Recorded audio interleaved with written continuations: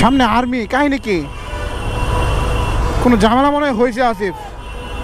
ইদানিং হাইওয়েতে প্রচুর জ্যাম লাগতেছে, কারণটা বুঝলাম না। ওই দিন ভালুকা থেকে আমার গাজীপুর আসতে লাগছে 4 ঘন্টা, মানে রাস্তা হচ্ছে মাত্র 40 কিলোমিটার, আমি সর্বোচ্চ 1 ঘন্টার মধ্যে চলে আসি সব সময়। আর ওই দিন লাগছে আমার 4 ঘন্টা। এই যে আজকেও এই শালনা ব্রিজের অবস্থা একদম বিশাল, প্রায় 1 কিলোমিটার জ্যাম। ওই দিন একদম নয়নপুর থেকে একদম মাওনা চৌরাস্তা পার হয়ে প্রায় বাঘের বাজার, হ্যাঁ বাঘের বাজার পর্যন্ত জ্যাম ছিল। পুরা 2-3 কিলোমিটার জ্যাম লেগে আছে কোনো কারণ ছাড়াই।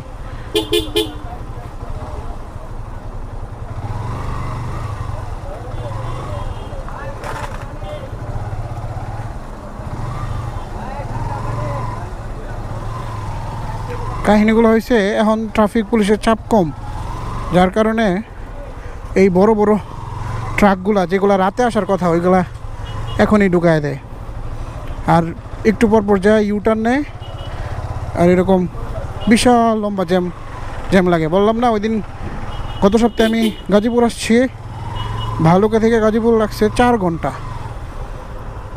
আজকেও সকালে আসার সময় প্রায় 2 ঘন্টা লাগছে, আর এখন এই যে যাওয়ার সময় একই অবস্থা, প্রায় 2 কিলোমিটার জ্যাম।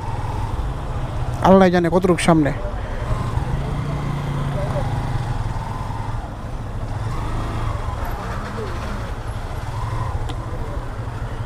দেন মামে ঢুকায় দেন।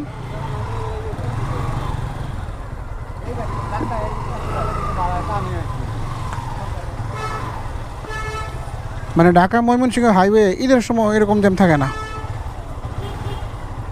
ইদানিং যেরকম জ্যামগুলো হইতেছে। যান নামাই দেন ভাই, বামে নামাই দেন হালকা।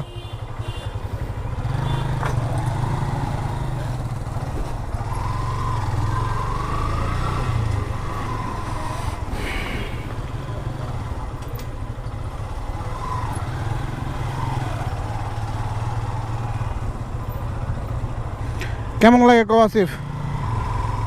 এই সারাদিন বোরিং সময় কাটায় আবার যদি জ্যাম ঠেলতে হয়, তাহলে জীবনটা তো পুরো তেজপাতা। দেখি সামনে যায় আর কি সমস্যার কারণে জ্যামটা লাগছে। উনি দাঁড়ায় আসিল কেন?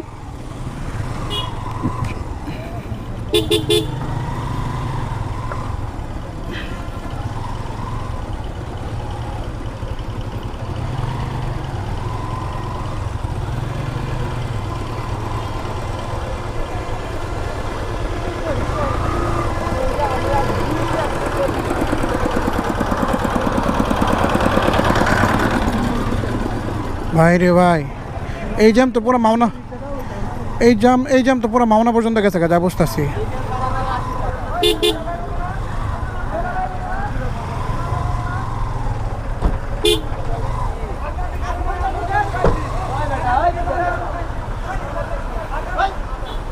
ভাই রে ভাই,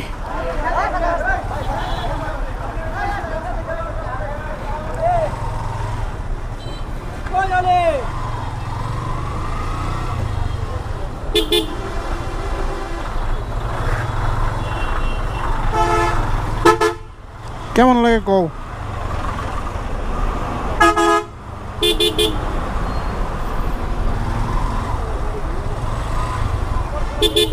কাকা এক সাইডে যান।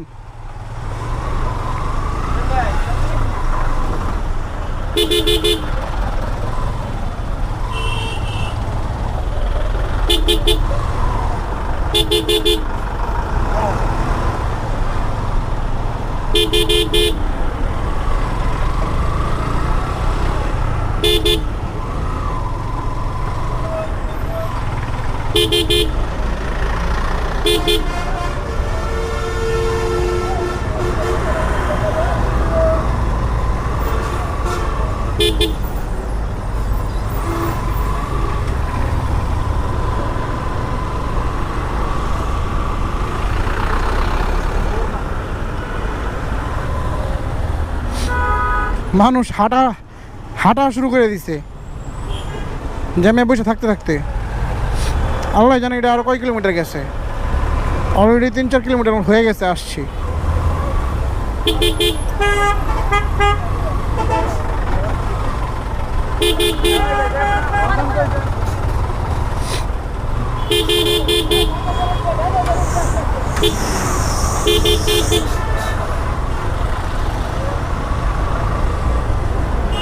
সামনে আর্মি, কাহিনী কি? কোনো ঝামেলা মনে হয় হয়েছে আসিফ। ওই যে ফ্যাক্টরির আন্দোলন হয়েছে, আমি শিওর, ঠিক না ভাই? রে ভাই, মানে এখন জায়গা জায়গায় আন্দোলন।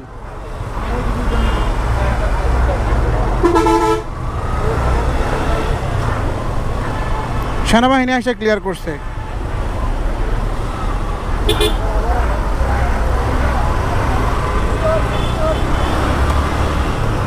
তার মানে একটা কারণ খুঁজে পাইলাম, তীব্র যানজট হওয়ার কারণটা হচ্ছে এই যে এখন সবাই যার যার মতো করে রাস্তাঘাট আটকে আন্দোলন করতেছে। কই যামু আল্লাহ, তুমি রক্ষা করো। মানুষ একটু ধৈর্য ধরতে পারতেছে না। মাত্র নতুন সরকার আসছে, কয়টা দিন সময় দেখ না। আমি এই যে পরশুদিন ঢাকায়ও দেখলাম, এই আনসার আন্দোলন করলো, রোড ব্লক করলো। এই বন্যার সময় মানুষদেরকে কষ্ট দিচ্ছে, মানুষ ত্রাণ নিয়ে যেতে পারতেছে না। আনসারের পরের দিন আসছে ওই রিক্সা চালকরা, ব্যাটারি তারপর হচ্ছে প্যাডেল চালিত। তারপর রিক্সার পরের দিন আসছে গ্রাম্য পুলিশ। মানে জায়গায় জায়গায় আন্দোলন করতেছে মানুষ, আর এই সাধারণ মানুষ ভোগান্তিতে পড়তেছে। আমার কথা হচ্ছে ভাই, 4-5টা মাস যাক, তারপর সবাই সবার যদি অধিকার না পায় তখন তার আন্দোলন করুক। বাট এইরকম পরিস্থিতিতে 5 মাস পরে যদি কোনো সুফল না পায় তখন আন্দোলন করুক, তখন সেই আন্দোলনকে আমরাও সমর্থন করব, কোনো সমস্যা নেই। ছাত্ররা সর্বদাই যেটা নেয় সেটার পক্ষেই কথা বলে।